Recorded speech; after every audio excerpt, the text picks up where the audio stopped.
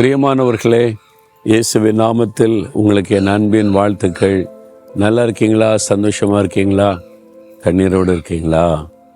நம்ம வாழ்க்கை பாதையில் சில சமயம் கண்ணீரின் பாதையிலே போக வேண்டியது வரும். ஆண்டவர் அந்த பாதையில் சில சமயத்தில் நம்மை நடத்துவார்.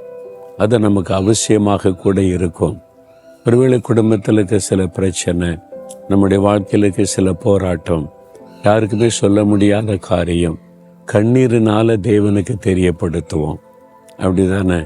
நான் பார்த்துருக்கிறேன், சிலர் வருவாங்க, எதுக்காக ஜெபிக்கணுமா அப்படின்னு கேட்டால் ஒன்றுமே சொல்ல மாட்டாங்க. ஜெபம் பண்ணுங்கம்பாங்க.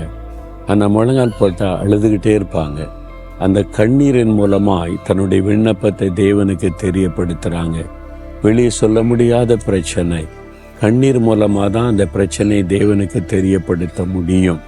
அப்படிப்பட்ட பலரை என் ஊழிய பாதையில் நான் பார்த்துருக்கிறேன். நீங்கள் கூட இன்றைக்கு அழுது கொண்டு இருக்கிறீங்களா? ஒருவேளை மற்றவங்க முன்னால் அழுதா அதுவே குற்றமாக்கிவிடும், அதையே பிரச்சனை ஆக்கிடுவாங்கன்னு சொல்லி இரவில் யாருக்கு தெரியாமல் தலையணையை கண்ணீரினால் நினச்சிக்கிட்டு இருக்கிறீங்களா? உங்களுடைய கண்ணீருக்கு ஒரு பெரிய மதிப்பு உண்டு என்பதை மறந்துடாதுங்க. என்ன தெரியுமா?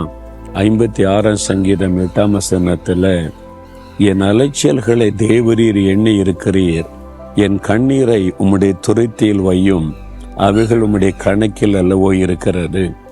அதாவது பரலோகத்தில் ஆண்டவர் ஒரு துருத்தி, ஒரு பாட்டில் வைத்து நாம் அடிக்கிற கண்ணீரெல்லாம் அதில் சேகரித்து கொண்டே வருவதாக அவர் சொல்லுகிறார்.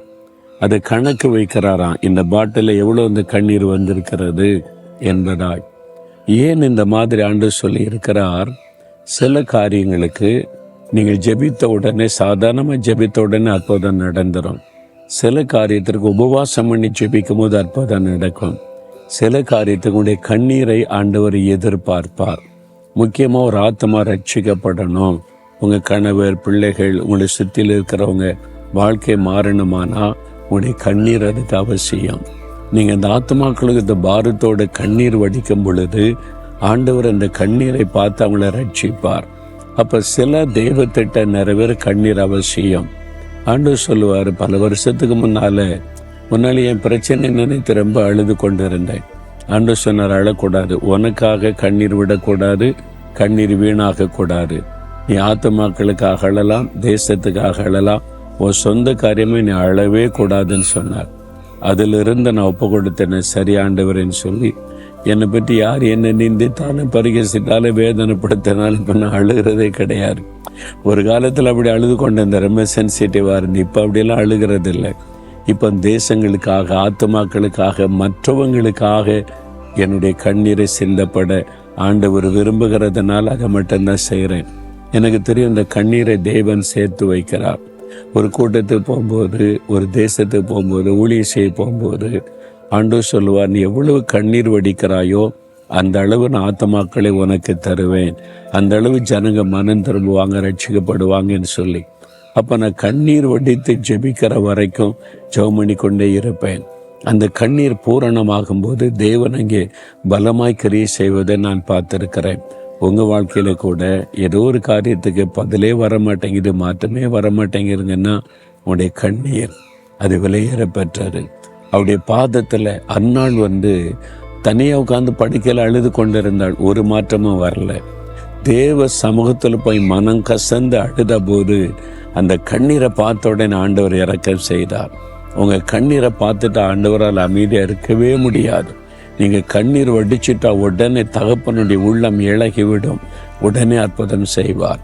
உங்களுடைய கண்ணீரை கணக்கு வைத்திருக்கிறார். அதனால் உங்கள் கண்ணீரை வீணாக்காதங்க. சும்மா உட்காந்து அழுதுகிட்டு இருக்காதுங்க. மனுஷங்கிட்ட போய் அழாதுங்க. சும்மா உட்காந்து எனக்கு ஏன் இப்படின்னு உங்களே நினைச்சு அழாதங்க. இயேசுவின் பாதத்தில் போங்க, அவர்கிட்ட உங்களுடைய கண்ணீரை சிந்துங்க. அப்பான்னு கூப்பிட்டு நான் யார்கிட்ட சொல்ல, உங்கள்கிட்ட தான் சொல்லுவேன்னு அழுதுருங்க. உங்கள் கண்ணீரை அவர் சேர்த்து வைத்து பதில் தருவார். சில காரியத்தில் இந்த கண்ணீர் நிறைவாகணும், அது வரைக்கும் நீங்கள் தொடர்ந்து அழுது ஜெபிக்க வேண்டியது இருக்கும். இன்றைக்கு ஆண்டவர் சொல்றார், உன் கண்ணீரை நான் கணக்கு வைத்திருக்கிற மகளே, நான் கணக்கு வச்சிருக்கிற மகனே, பரலோகத்தில் கண் முன்னால தான் இருக்குது, நான் உனக்கு அற்புதம் செய்வேன். உன் கண்ணீர் ஆனந்த கண்ணீராய் மாறும். அன்னாளுடைய கண்ணீரை ஆனந்த கண்ணீராய் மாற்றினார்ல, தாவீது எல்லாவற்றையும் இழந்து அழுதார், பலனெல்லாம் போக மடைக்கும். இழந்து போனதெல்லாம் திரும்ப கொடுத்து மகிழ பண்ணார்ல, ஆண்டவர் உங்களுக்கு செய்வார். எசேக்கியா ராஜா அழுதார் வியாதி படுக்கையில், ஆண்டவர் சுகமாக்கி 15 வருஷம் ஆயுசு நாள் கூட்டி கொடுத்து மகிழ பண்ணார்ல, உங்களுக்கு செய்வார். உங்களுடைய கண்ணீரை கணக்கு வைக்கிற தேவன். இப்போ அப்படி ஆண்டவரே, இந்த மகளை பாருங்க, இந்த மகனை பாருங்கப்பா, தனியாக அழுது கொண்டு இருக்கிறாங்க, தனிமையில கண்ணீர் வடிக்கிறாங்க, அதை நினைச்சாலே கண்ணீராய் வருகிறது. யார் என் கண்ணீரை பார்ப்பாங்கன்னு நினைக்கிறாங்க.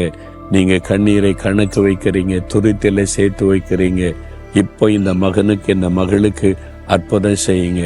அவங்க வடித்த கண்ணீருக்கான பதிலை கொடுங்க. இன்றைக்கு ஒரு அற்புதத்தை அவங்க பார்க்கட்டும். இன்றைக்கு ஒரு அதிசயம் அவங்களுடைய வாழ்க்கையில நடக்கட்டும். அற்புதங்களை செய்து ஆனந்த கண்ணீரா அவனுடைய கண்ணீரை மாற்றுங்கப்பா. இயேசுவின் நாமத்தில் ஆமேன், ஆமேன்.